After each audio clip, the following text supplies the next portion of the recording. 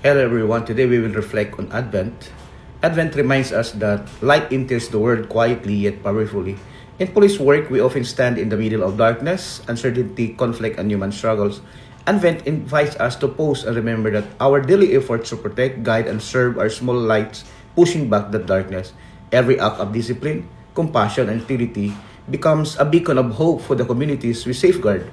As we wait for the coming of Christ, we renew our commitment to be instrument of peace, justice, and reassurance in moments when people need it most. Let us pray. Lord God, as we enter this season of Advent, kindle in our hearts the light of hope. Strengthen every police officers with courage, patience, and integrity in all duties. Guide our minds, guide our steps, and let our service bring peace to those we protect. May your coming inspire us to be faithful, compassionate, and courageous each day. Amen.